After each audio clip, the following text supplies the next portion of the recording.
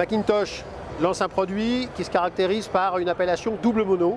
C'est ça, c'est un double mono. Si ce n'est qu'un double mono dans l'imaginaire de la plupart des gens, c'est deux fois effectivement le même ampli dans un même châssis. On a deux amplis vraiment parfaitement identiques dans un même châssis. Là, on est sur un double mono, effectivement, mais comme on peut l'apercevoir ici, complètement différent. On a un bloc mono qui est ici, qui fait 300 watts à tube, et on a un deuxième bloc mono de 600 watts à tube. C'est pourquoi? C'est quoi l'idée derrière? L'idée, elle vient d'une réflexion tout simple, c'est de savoir quel est le meilleur ampli. Est-ce que c'est le meilleur ampli transistor ou est-ce que c'est le meilleur ampli qui pourrait être à tube? Et là, c'est un débat qui est ouvert depuis des années et des années dans le monde de l'audiophilie. Il n'y a pas franchement de réponse. Certains sont plus accrochés à l'univers tube, d'autres vont préférer le transistor. Sauf que si on ajoute à cette équation-là la logique de où est-ce qu'on préfère écouter un ampli à tube et où est-ce qu'on préfère écouter un ampli à transistor, là on a des petites différences. Et si on dit, on commence à amorcer ou avancer dans le sujet, dire est-ce que dans le haut du spectre, donc typiquement ce qui va être des voix, vous préférez entendre du tube ou du transistor, généralement le tube prend la main. Et à l'inverse, quand on commence à proposer une amplification pour le bas du spectre, là c'est plus le transistor qui prend la main. Donc Macintosh a créé, c'est la première fois au monde qu'un fabricant fait ça, un ampli double mono où on a effectivement sur la partie haute, donc typiquement les voix, on va se retrouver avec une prédominance d'ampli à tube et le bas de l'enceinte que l'on va alimenter par du transistor. Donc on rentre dans l'ampli, donc on sort du niveau pré-amplification, on rentre dans l'ampli et là le signal se coupe en deux. On a d'un côté 300 watts donc pour du tube pour le haut du spectre et 600 watts transistor pour le bas du spectre. Contrainte pour les enceintes, c'est qu'il faut avoir un double bornier.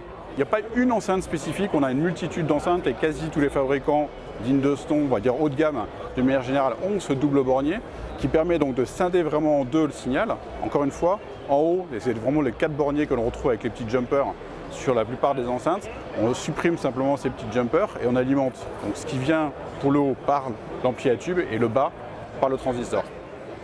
La construction de la partie à tube, on reprend les tubes qui sont généralement utilisés par la marque. Si on veut donner deux références chez Macintosh, qui sont d'ailleurs toujours au catalogue Macintosh, il y a une référence qui s'appelle le MC2301, qui est ni plus ni moins que la partie avant, et le MC611, qui est la partie arrière qu'on a ici. C'est vraiment deux monos, chacun dans sa catégorie, tube et transistor, reliés dans un même châssis. L'appareil, il en faut deux, bien sûr. Il en faut deux, du coup. À moins d'écouter en mono. Ça peut être sympa, ceci dit, mais il se trouve qu'on a deux oreilles, donc la stéréo a son charme. C'est disponible, ça a un prix? C'est disponible, ça a un prix. Le coût par bloc mono, il est de 24 000 € par bloc mono, mais encore une fois, on a deux châssis, enfin deux amplificateurs mono dans un seul et unique châssis.